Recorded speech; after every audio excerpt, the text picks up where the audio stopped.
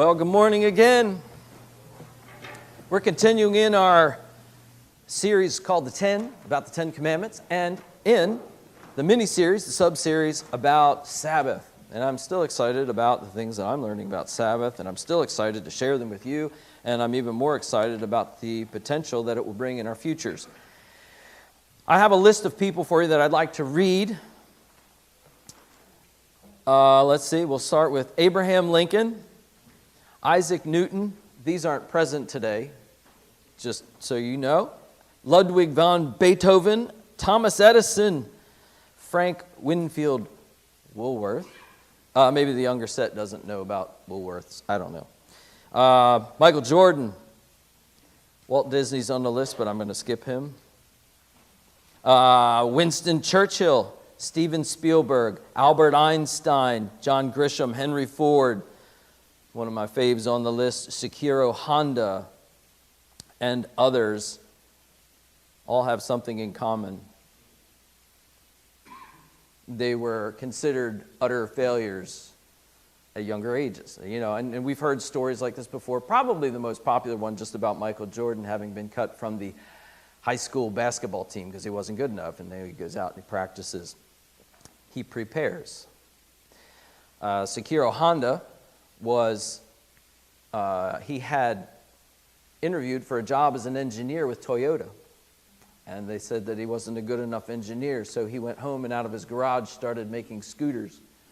And people started buying his scooters and liking his scooters, and the scooters became larger and motorcycles. And today Honda is one of the largest, if not the largest, car manufacturer or manufacturer of all kinds of things, one of the largest entities in the world.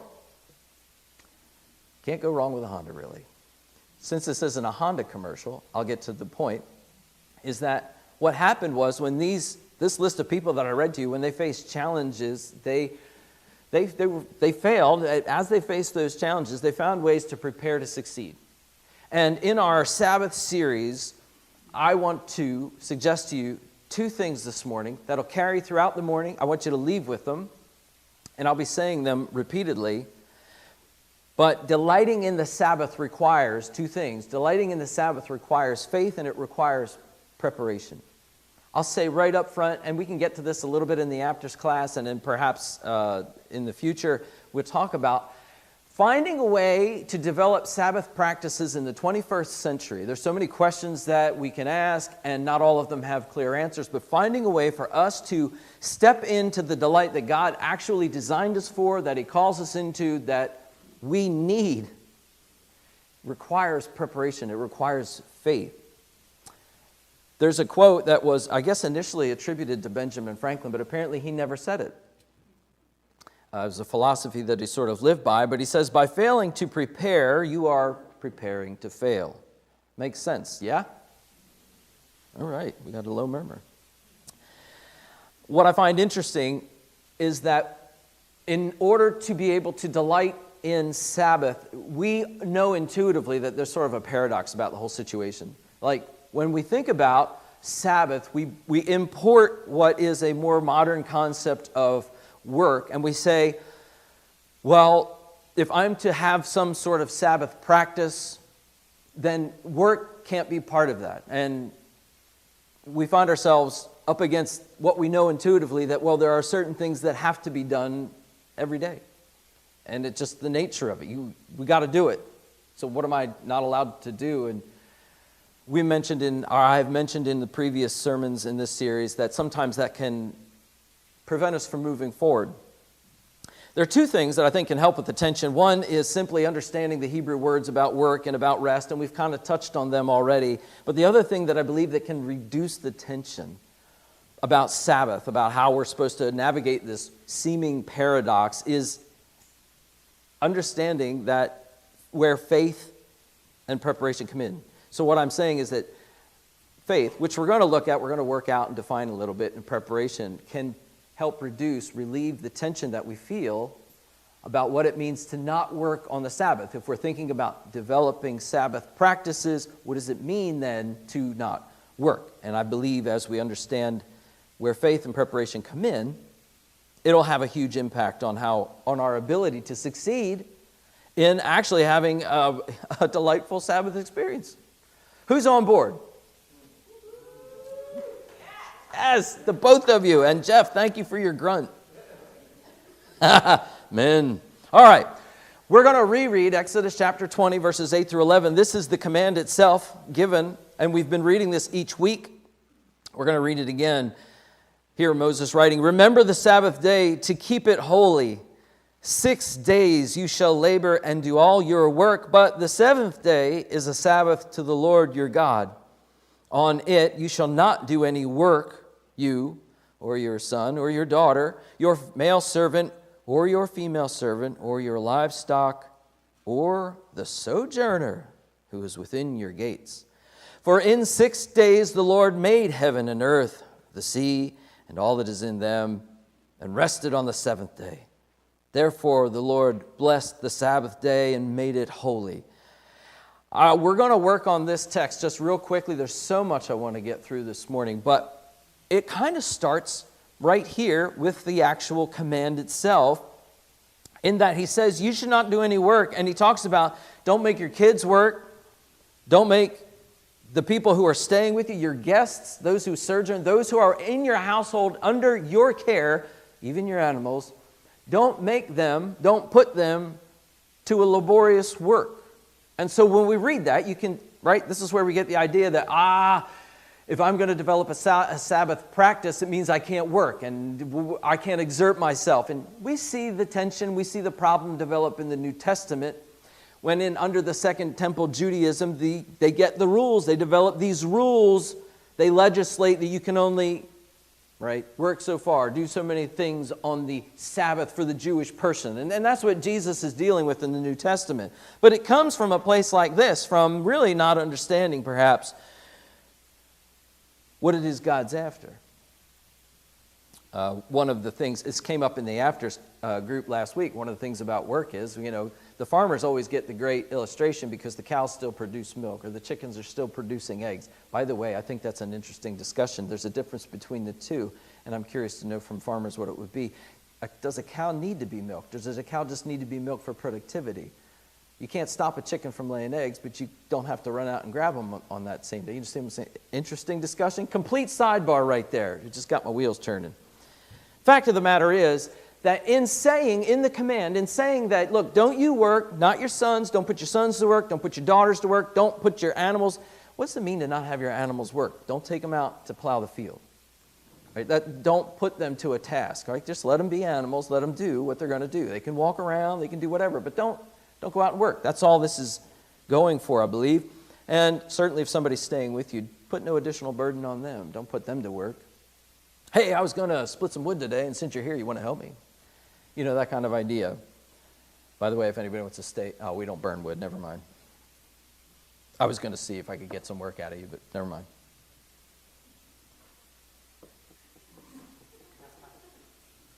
Unfortunately, that's probably the best joke I have this morning. Okay. As a reminder, our study on the Sabbath, has revealed to us that Yahweh intends for, first off, He delights in His creation, right? And so we should delight in His creation as well. This is stuff we've covered. We should delight in family and friends. We've talked about that. And delight in playful activities. So if this is true, and we're to delight in a day or a time where we practice rest in the way that God, Yahweh, rested, then it also means that it isn't just me who's seeking the rest of God, which actually is a book title and double meaning. Get it? The rest of God. What remains of God?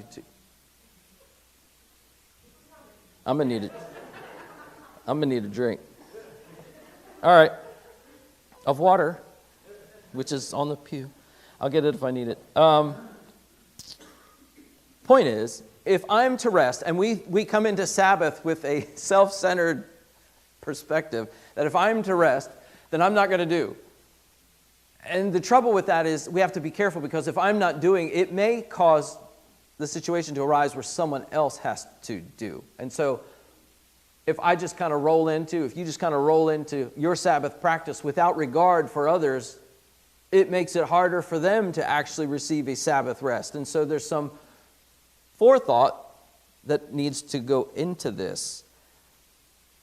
If we leave our Sabbath time open to whatever happens, or we just decide to, if you're one of the I just go with the flow people, then it is unlikely that we'll be able to safeguard our own practices or the Sabbath practices of others.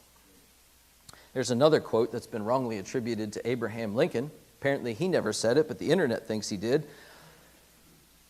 Even so, I find that the saying has some value. It says, "Give me 6 hours to chop down a tree, and I will spend the first 4 sharpening the axe." I'm just letting it simmer. A dull axe won't fell a large tree, right? Delighting in the Lord's Sabbath without faith is similarly unlikely. This is a transition where to delight in the Sabbath requires faith. Going into a Sabbath or developing Sabbath practices without faith being foundational is like trying to fell a large tree with a dull axe. You're not going to have a lot of success, because faith is so fundamental in the whole idea of Sabbath. So to delight in it requires faith. And so this morning I want to invite you to turn to Exodus 16 or scroll to Exodus 16, because we're going to move through this bit this morning, because these two, faith and preparation, these two foundational principles for Sabbath are found here and illustrated in a really good way just in the experience of the people of Israel. So, Exodus chapter 16, verse 1, they, and we're talking about Israel, set out from Elim, and all the congregation of the people of Israel came to the wilderness of Sin. By the way, I don't think that's about iniquity. That always bothers me, the wilderness of sin. I think it just looks that way in the English. Moving along, wilderness of Sin, which is between Elim and Sinai, on the 15th day of the 2nd month after they had departed from the land of Egypt. I have so much to say about that, but moving on. It was very early in their, I'm trying not to use the word Exodus. It's very early in their journey out of Egypt, their freedom, and they were headed, the Lord's taking them to Sinai. And so they've got to go through this wilderness, and it requires a bunch of things like food and water. And what we've just read is the second of 3 situations that are back to back, that as Moses writes in the book of Exodus, we're going to see the complaint of the people of Israel for food and water on 3 occasions, and they're all handled slightly differently. But all of them are tied together by this concept of their disbelief. It should have been tied together by their belief, by their faith in Yahweh's ability to follow through on a plan that he had, in Yahweh's ability to provide everything that they would need for their salvation, for their freedom. If they needed water, if he was leading them to a promised land, if he was leading them to a new place, out of the old place of slavery, then the foundational principle for their success would have been to trust that he would have had the details of the in-between worked out, that he's powerful enough, as he demonstrated in all of the plagues in Egypt, that he was powerful enough to provide for their needs in the wilderness, no matter what that would look like, food or water. But we come to a place where Moses is led by the Spirit to put these 3 accounts back to back to back that illustrate their lack of belief. And so on the flip side of it, while what we're going to see is their lack of belief, it serves for us as a reminder to say, no. When it comes time to rest, and I'm just giving you it's like a spoiler alert I'm giving you right here. When it comes time to rest, that faith is foundational for involving ourselves in Sabbath rest.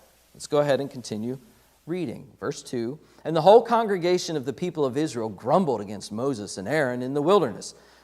And the people of Israel said to them, would that we had died by the hand of Yahweh in the land of Egypt, when we sat by the meat pots and ate bread to the full.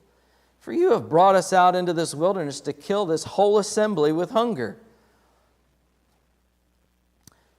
That's such a shocking 2 verses.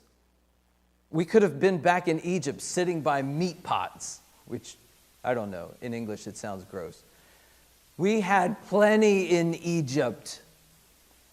If I was like, who are the people in the courts that do everything you say? Stenographer. If I was a stenographer, I would ask, can I say that back to you? Could I say what I heard? When you were in slavery, you got 3 hots and a cot. That's what I'm hearing, and that's what you want to settle for. And I was reminded about that commercial about being hangry. The commercials for being hangry. Yeah, hangry, right? I know hangry is a word, but the Snickers commercials, I think that they were hangry in this particular situation. We'll keep reading, verse 4. Then the Lord says to Moses, behold, I am about to rain bread from heaven for you. And the people shall go out and gather a day's portion every day, that I may test them, whether they will walk in my law or not. This is before the Mosaic law is given to them. This is before Exodus 20. This is before the 10 Commandments are presented to them. And he's already saying, I have a way for you to live, and now I'm going to put you through a challenge. And the challenge is really about their faith, their belief. Verse 5, on the sixth day,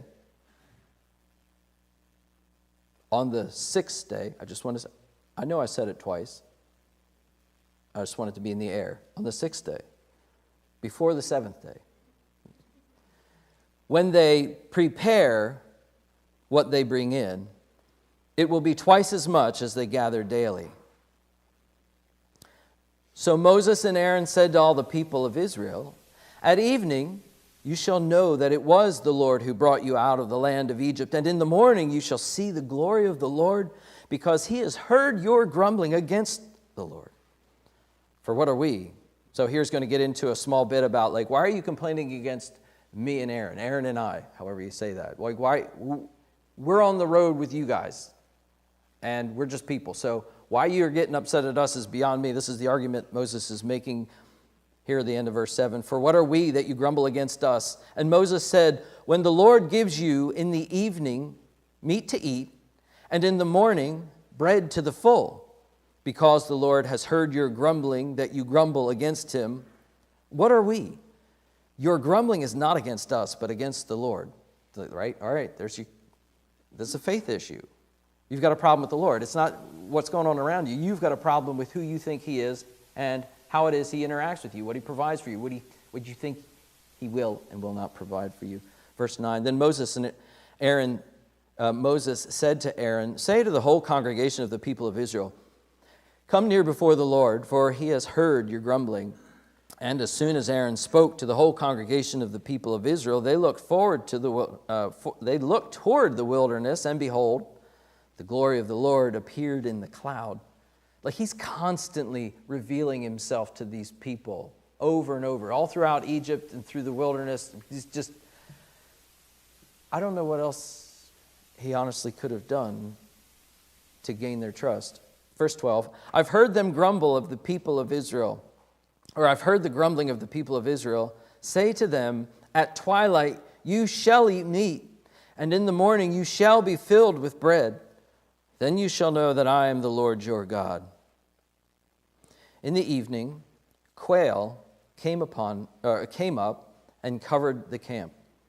And in the morning, dew lay around the camp. And when the dew had gone up, there was on the face of the wilderness a fine flake-like thing, fine as frost on the ground. When the people of Israel saw it, they said to one another, what is it? For they did not know what it was. And Moses said to them, it is the bread that the Lord has given you to eat. Just stopping right there for a second, that we see right here that God's provision is good. He didn't, can I just say that? God's provision is good. They got quail, and they're about to be introduced in what we've come to know as manna. It's a good bread. It's a sweet, fine delicacy. Sounds delicious, doesn't it? Like honey in their mouth. This is what God provided. And you think about their wilderness surroundings. It wasn't like he drummed up some desert rat and some old cactus for breakfast. Like, God is good. Personally, I don't know if I like quail, But since this isn't a review on my likes and dislikes, we're going to move on. I assume that if I was in the wilderness and I was hungry and hadn't eaten for a few days, I'd like quail well enough. Amen? That's right. So they're going to get some good Sabbath bird. Verse 16. This is what the Lord has commanded. Gather of it, each one of you. All right, so he's put these things out there, and these are the instructions. Gather of it, take it in, go work, right? Go gather, go work. Each of you, as much as he can eat. Nice, buffet style. You shall each take an omer, according to the number of the persons that each of you has in his tent. And the people of Israel did so. They gathered, some more, some less. So the instructions are, figure out how many people you have in your care. And for each person, allot an omer. If my math is correct, and I've already been over my math skills with you all a number of times, but it comes, this should be about, well, what did I arrive at? I think 2 liters? Yeah, I just imagined a soda bottle with bread. That's how I do my math. But whatever they had, can you imagine if you had a soda bottle full of meat? That seemed like plenty, yeah? Some of us be like with the 6 ounce and the 8 ounce. But you got, whether it's bread, that's like a loaf of bread. Is that enough? Right? You think that's enough? It seems like enough to me. It seems like plenty. It seems like God has provided good things, and he's provided it in abundance, and not in response to their trust or their faith. This is his response to their disbelief. If I may add my 2 cents, this is an utter opinion. At the end of the chapter, which we're not getting to, I'm going to step away at the end of the chapter, it says that they ate this stuff for 40 years. My opinion or suspicion is that had that generation truly accepted the character or the way that Yahweh is, like if they'd have believed him to be a good God and believed him to have cared about their situation, believed him to be a God who blesses, their menu probably would have changed. This is my suspicion. But because they lacked belief to begin with, I think they got what they got, which wasn't bad, but you know. It's the whole, if you're stuck on an island and you had one food to eat, what would you choose? Let's pretend you're stuck in the wilderness and you're going to be there for 40 years. What would you choose to eat? Obviously, you're not answering out loud. That's fine. So variety, right? Potentially, it was their lack of faith that stripped them of any variety. Wouldn't you love to see a menu that God would prepare? Like he's like, you're going to hang with me for 40 years, and we just say, I know you're good, and I know you bless, and I just can't wait to see what you've got. And then what would happen for the next 40 years? Versus like, ew, I'm hungry, and eat this and shut up. What? I think God says shut up sometimes.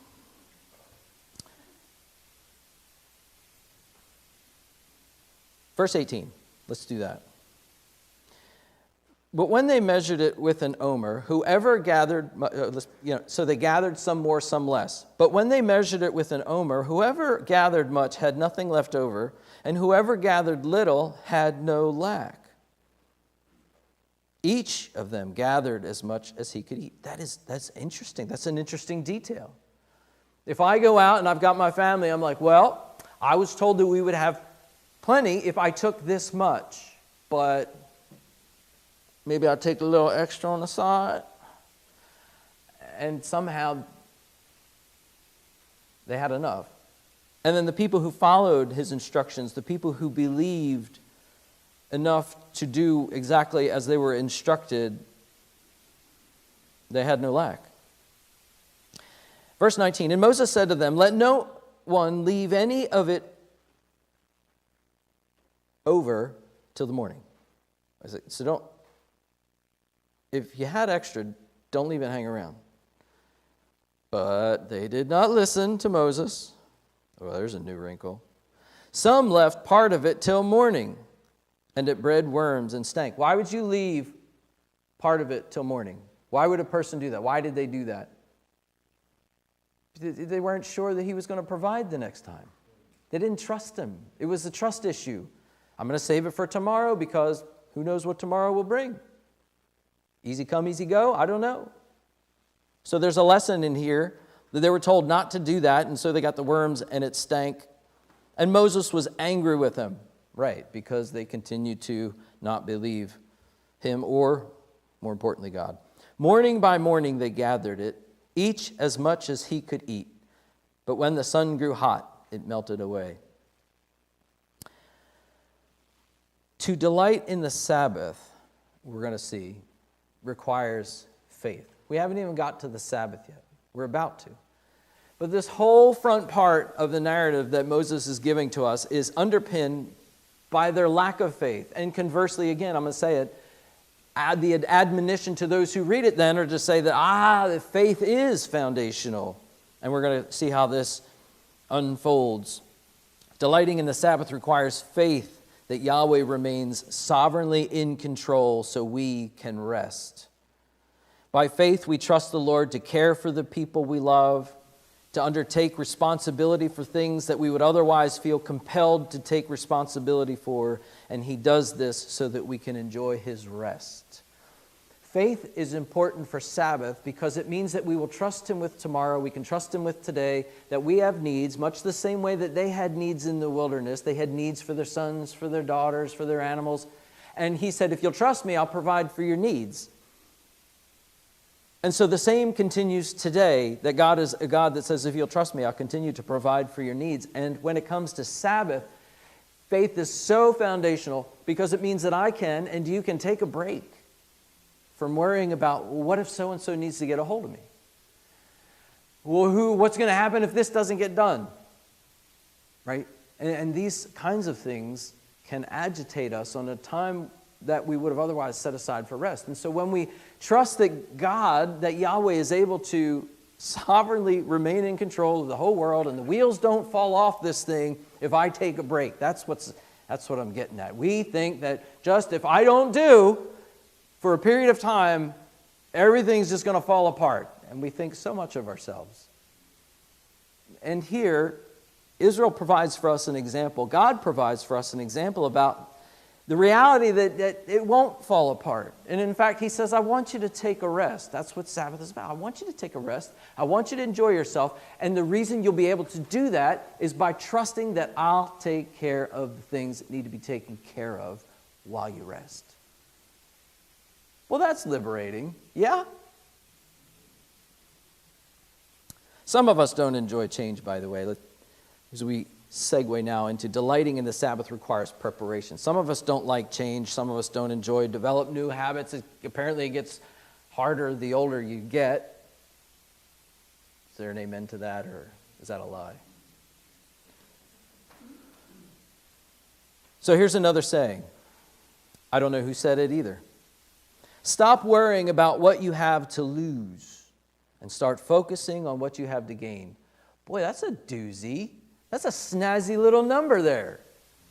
Stop worrying about what I have to lose and start worrying about what I have to gain. By the way, you can just tuck this in your little front pocket if you got one. And when you leave here today, if you remember that, it's not scripture, but if you remember that, I'll bet you'll be surprised how often we don't do things new or change a habit because we're afraid of what we'll lose. I'll bet you'll be surprised about the kind of intentionality it requires to think about what we could gain in any situation. It could be just the way you shop, or the way you do yard work, the way you relate to others, or I don't know. I have found it surprising myself, and I'm supposing that it might surprise you too, that when we worry about changing something that we're going to lose out, like FOMO, I guess, for the younger set, fear of missing out, that if we were to change our point of perspective, the way we see things, and we started thinking about, well, if I do change, what do I gain?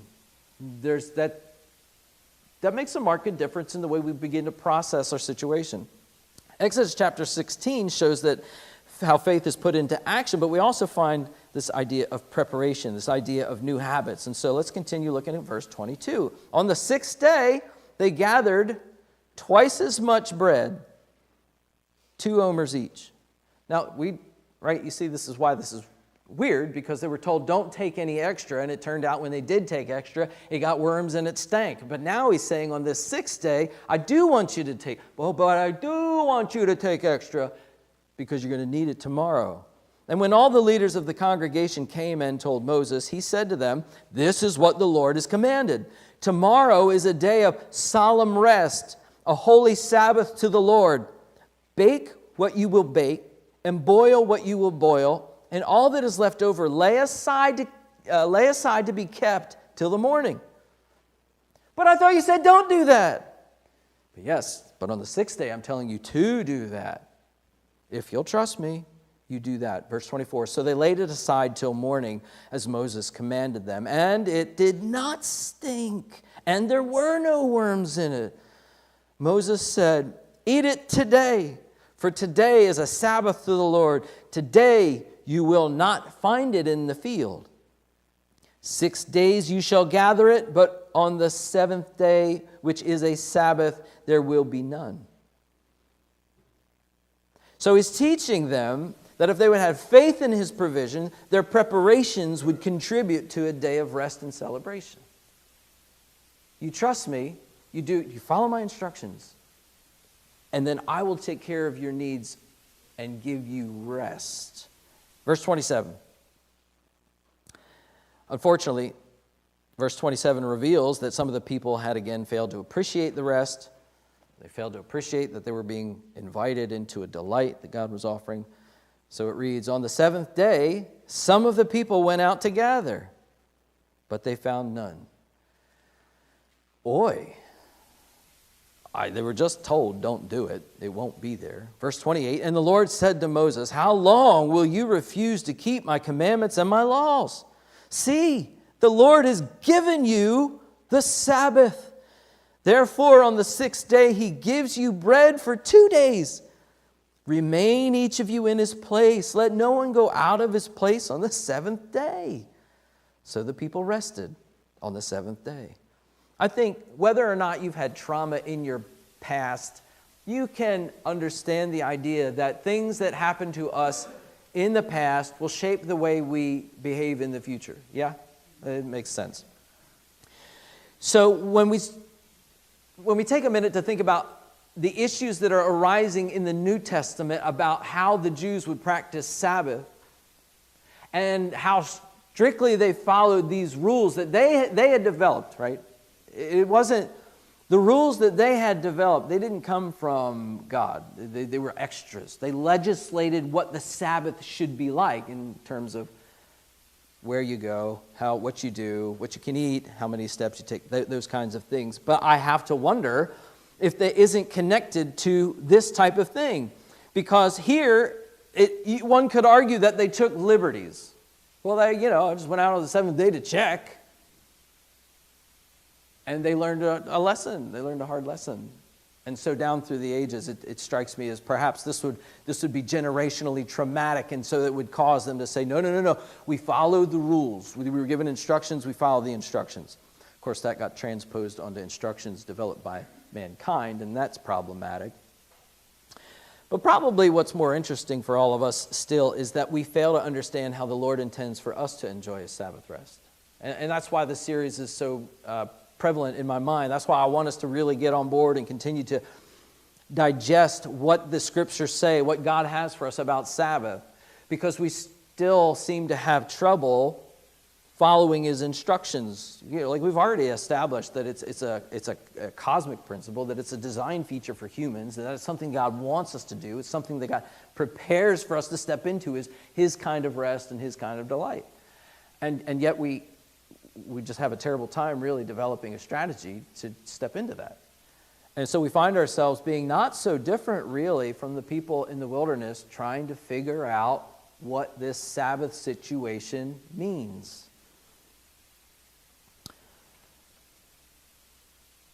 Delighting in the Sabbath rest can be maximized by preparing during the week. Like we read over and over, it said, I want you to take, on the sixth day, I want you to go out and I want you to take twice as much as you need. And then you'll have enough on the seventh day, and it won't be bad, it won't go bad, right? The principle underneath this is that there was preparation involved. In order for them to rest on the Sabbath, they had to do work during the other 6 days, or day 6 in particular, to their situation. But we tend to come into what we might, whether you consider Sunday your Sabbath rest, or however you work it out. We did make an argument last week for the power of having Saturday be a day of rest, but we're just going to leave it at that. There's reasonable debate on how we as believers today should handle that. Leave it in your laps to decide for yourselves. Regardless of what day or how much time or when during that day that time falls, the way to maximize experiencing rest and delight is to prepare ahead of time. That's the principle that's at work in Exodus chapter 16. The only way they get to eat is by preparing ahead of time. That is important for us. It means completing as much of the tedium during the week so that you can more fully rest and enjoy the Sabbath practices that you've prepared. But if we don't prepare, if we don't make plans, if we don't develop actual things, this is what I want to accomplish, I'd love to do this, and we just let Sabbath happen, we end up sort of out of luck, really.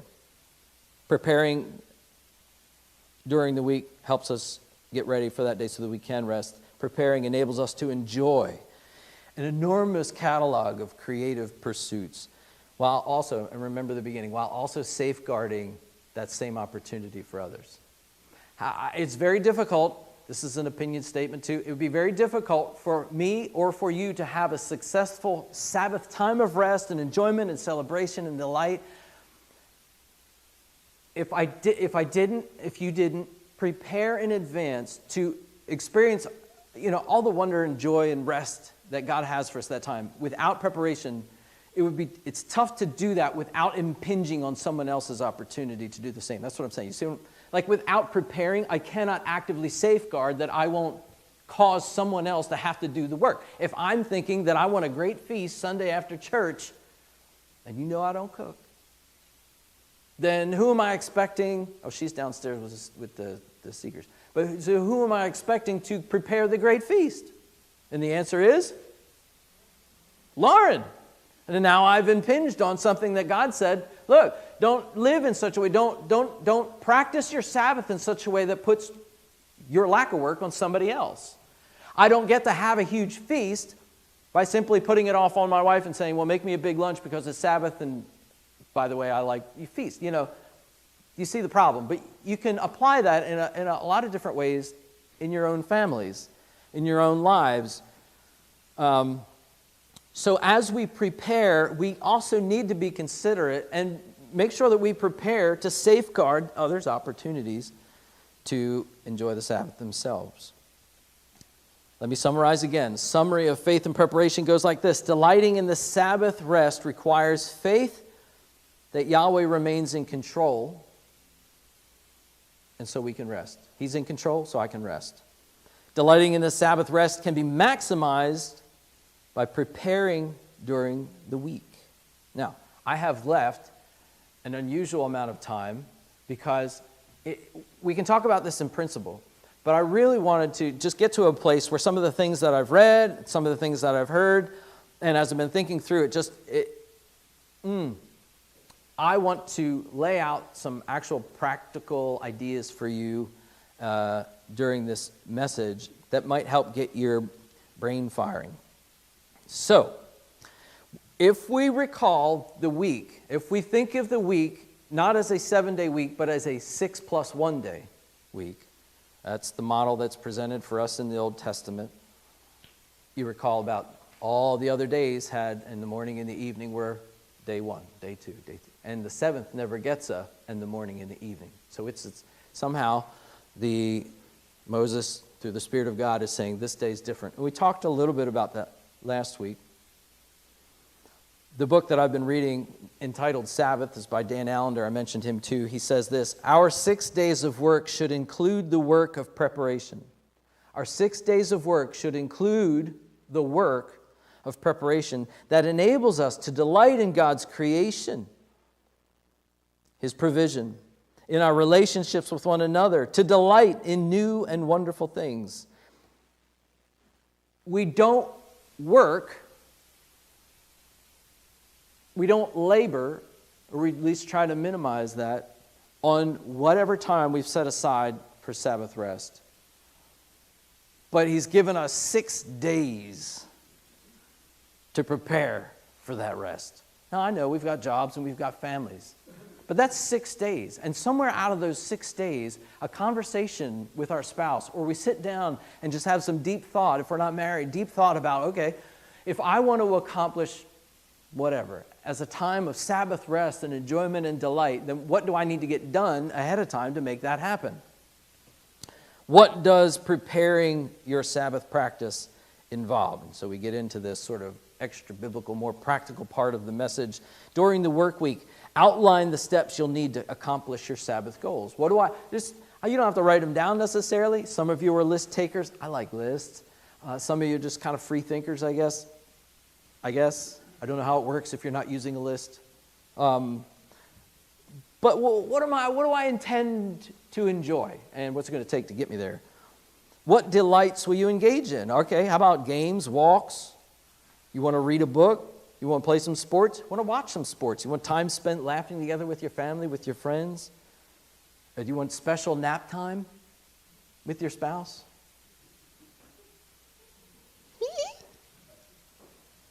Lock the door. Send them to a friend's house. I don't know. Prepare is what I'm saying. You think it, y'all, you parents know. You don't prepare, you're going to pay the You need to go away now. We're napping. Anyway, I'm just saying preparing is important. We need to prepare what materials we'll need to succeed. And I don't mean there. I'm just being more general now. I've stepped out of the bedroom. Here we are. Materials, food, roots, books, a space to meet, a time frame. Is it going to be, we're going to listen to music or flowers? Again, this isn't, I'm just in general. I don't know why I put flowers. Okay. Oh. I have in my notes, in parentheses, after flowers, it says do not disturb signs. I guess I may have had that in mind. All right. The 6+1 week. Our goal is to complete as many tasks as are reasonable that you would consider draining if you had to do them during the time that you want Sabbath rest, right? So we want to complete as many tasks as reasonable ahead of time. What does that look like? And here, oh, you've got the list in front of you already. I was hoping that they would come in as bullet points, like one at a time, so you would all be mystified at the brilliance of each of them. What?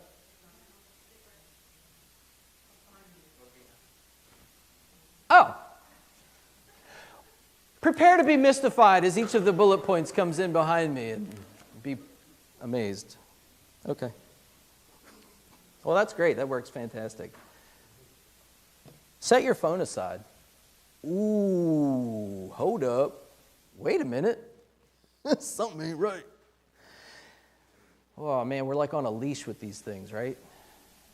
I don't feel like I'm addicted to my phone, which sounds like something an addict would say.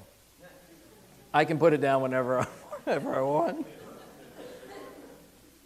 So there's that. But all I'm saying, we all know that we're on a leash, man, with the phone. And we justify it. Here's the thing. We can justify it so well because what if my kids want to get hold of me? What if somebody from work has an emergency? What if my family, what if somebody needs me? Right? This goes back to the faith thing. Because I'm not the center of the world. I have trouble saying that out loud, but I'm so proud of myself right now. If I set my phone down and I walk away from it, everything will actually be fine. Right? It's tough for us to do that, though. So anyway, if we're going to consider developing Sabbath practices, this is one of those suggestions that may be more challenging for some of us than others. But there it is. Set your phone or device aside. If you're worried about it, you can consider letting those who contact you frequently know ahead of time. Safeguard your Sabbath. Take some moves ahead of time. Make some moves. Prepare by, hey, look, guys, by the way, I'm going to start developing some new practices. Just so you know, when you're firing me up with all these Instagram links, I'm going to be away from my phone. I don't know. Use an automated reply when they text you. I'm not by my phone right now. Or however you want to do that. But just prepare. Prepare the world for you not being near your phone. I didn't get a like on that last comment. Oh, he's Sabbathing. I remember. Yeah. Here's the second one. Prepare food the day before. That one comes right out of the text. Prepare food the day before and develop new approaches to meals that keep the Sabbath special for you. What might that look like? If you want to enjoy a meal with your family and friends, make sure you invite them ahead of time. Perhaps leaving here and saying, hey, you want to go grab a bite to eat? It's fine, but it's not, right? And maybe they had plans. So let somebody know that's easy. Consider creative solutions that minimize the tedium of food prep. Well, what does that mean? Well, what I've heard, again, I'm not the cook. I'm not the food prep guy, so I'm getting this from other people, and they seem like they know what they're talking about. You could do breakfast differently. This isn't breakfast differently. I don't know. People have different things that they do. Maybe they go out for donuts. They bring somebody, dad, mom, somebody brings the sons, daughters, bring donuts home on that morning if that's something that they delighted in, and you just eat fatty foods instead. It is a day of celebration, a time of celebration. So, okay, everybody seems to agree that they want to eat and drink on their Sabbath time. So feel free, I guess. I don't know. There's freedom there in the scriptures for this. But these creative solutions that we can consider for the meals, also, that whole, and some of you are doing this already, so you're good on you. Like the whole casserole thing, prepare one beforehand, right? It's ready to go, so you're not laboring over it. If you're going to have groups over, if you're going to have family over, maybe each person could prepare something or bring something. Try and just kind of spread it out. But you'll talk about that during the week. You'll prepare for all of this on those 6 days that you've got so that that day you can all come together, if that's your choice, and just enjoy the time. Another suggestion that I heard was that some families, they simply prepare sort of like a spread that's there for the afternoon. Mom's not making big meals. You know why? Maybe it's I get to use charcuterie in a message. Fantastic. Perhaps you have a charcuterie. Do I have to say board after it? Board. You have a board. You put a board out. Anyway, so people can graze, sort of snack. You just do things differently. It's not a huge meal, but throughout the day there's stuff available that they can delight in, they can enjoy. I don't know, if you're a sicko, you can use a bunch of M&Ms and your kids will be so happy and then throw up later. All right, the other thing you could do is prepare your space. Prepare your space. Whether it's your space or a space in which you're inviting others to come into, get it prepared, clean it up, set it up. If you want people to occupy your deck or patio, then sweep it. If they're going to be in your yard doing something, get it cut. If they're going to be in your living room, clean it up, vacuum it, put the dirty shoes away, light a candle. Some of us need to light a candle. The dogs, and don't get me on that again. Prepare your space. If you're doing games, if you like games, get the game out. Get your stuff ready. Don't wait till Sabbath and go look in the closet and be like, oh crap, I thought I had that game that I just invited everybody over to play. Obviously, you're more spiritual than me, so you probably would use another emphatic phrase. You'd say, oh my, I don't know. Hey, if you're going to go anywhere, if you're going to go on a hike, you're going to do something, get your car gassed up the day before. One less thing you got to do. Just gas it up ahead of time. If you are actually going to go anywhere, pack your bags before if you're going on an adventure, pack for it on day 6, right? You got bags, hiking gear, equipment. Pack it.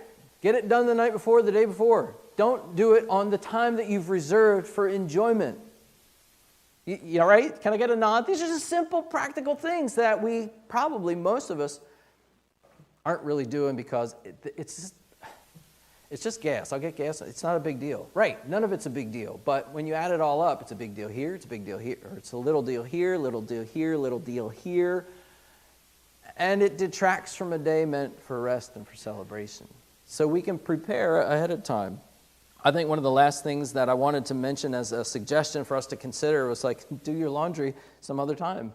Don't wait till Sunday when, oh, well, I'm just relaxing, so it'll be in there, I'll do laundry. Why? Just why? We have 6 days. Just, if you need clothes for whatever adventure you're packing for, that you've gassed the car up for, make sure they're cleaned and set aside ahead of time. If you want to dress snazzy for church, that's ahead of time. If you want to, I'm assuming if that's a Sunday Sabbath situation, but if you're going hiking, get your hiking stuff. Get it packed ahead of time. If you've got to put it in the car, you can put it in the car Saturday or the day before, right? That's all I'm saying. These are good stuff. It's simple. But the whole idea is that we develop practices that minimize our engagement in the work part of it during that time that we do it. Again, trusting the Lord and preparing for Sabbath rest opens us up to a kind of rest and enjoyment He designed us for. Right? We're built for this. Let's get into it. Let's take advantage of it. It's good for us. By the way, if anybody really wants that astounding list of suggestions, somehow, Jeff, your grunt was discouraging. Like, I'm going to look at that. That's how I would feel. Look, I am going to post it on Church Center, so you can peruse that, whatever. At the end of the day, I am proposing to us as a church family that we reconsider how we go about Sabbath and that we look at this idea of a 6+1 work week as being underpinned by faith and preparation. This is how we're going to actually be able to delight in a time where in God's creation, with the people that God has placed in our life, and with Him personally, right?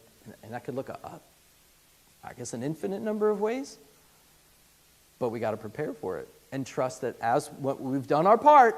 He said prepare. He told the Israelites to prepare, and He said, and then I'm just going to just delight on this seventh day, just delight in the Sabbath rest.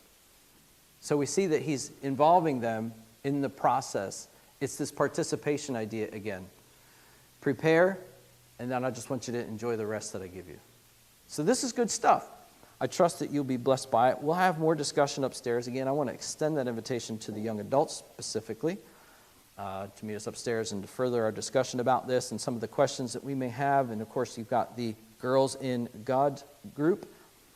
Girlfriends. I keep saying girls. It's girlfriends. Girlfriends in God. And the Joying in Jesus. We're just doing all kinds of stuff with the English language here. And so that said, we've got opportunities. Would you pray with me? And look, as I pray, don't just listen to me. Begin a conversation with God about what Sabbath rest could look like in your life. Father, I am so grateful that we've had these weeks to just actually look at something that you see like super important. And we live our lives kind of differently, I think, for the most part. And so we thank you. Thank you for your kindness in revealing your word to us and revealing really something that's much bigger than probably most of us really suspected. I wanted to pray that you would help our church family, members of it, to be blessed as they develop things that they might delight in. As they imagine a day, I pray that you would stir their hearts and their minds to creativity, that what they imagine about a day or a time where they could not be beholden to anybody else but you, but they could sit and enjoy your creation and all that you've provided. Man, I just wanted to ask your blessing on that endeavor. And that as a church, God, we would be changed and affected, my prayer is, God, that we will become a more rested people, kinder people, and that we would enjoy you. We would come back to a place where you're a delight. And so we thank you for all these things. In Jesus' name, amen. Thanks for watching. If you have any questions, you can reach out to us through our webpage, bbcoxford.com. We'd love to be able to help you as best we can.